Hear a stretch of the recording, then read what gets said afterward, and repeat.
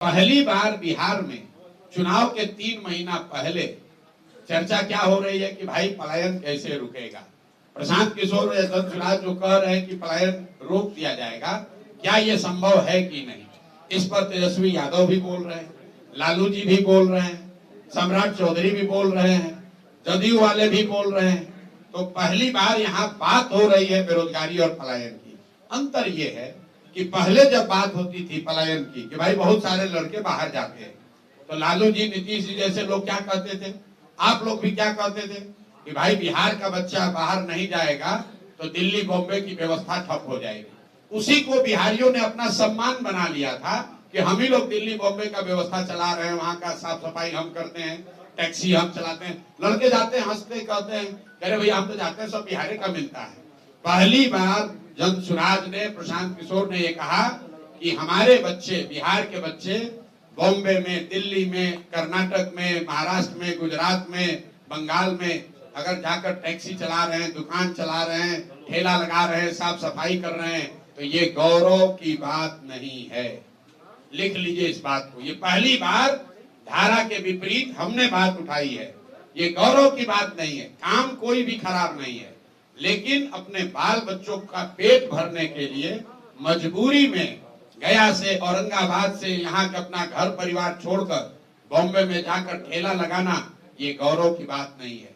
लोग यहाँ नेता क्या कहता है, बिहार का आदमी को मत मारो, गाली मत दो, नहीं तो दिल्ली में अगर बिहार के लोग काम नहीं करेंगे तो वहां से कूड़ा कचरा रोड पर भर जाएगा।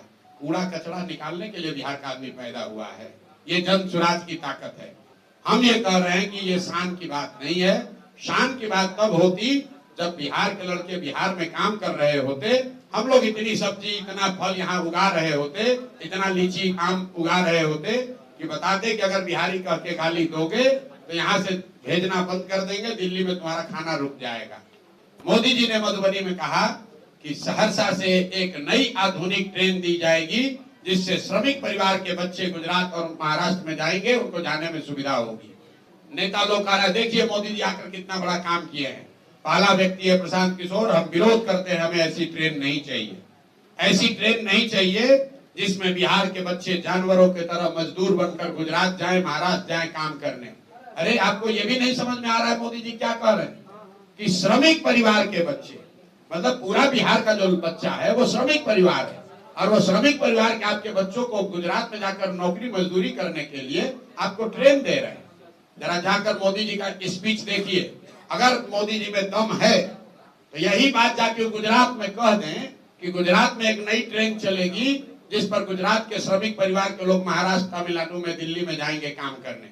वो कह सकते हैं ये बात। ये सिर्फ बिहार में कहा जा सकता है, और बिहार के लोग इतना, हम लोग की चेतना मर गई है कि हम लोग इसको विकास मान रहे हैं, हम लोग इस पर ताली बजा रहे हैं।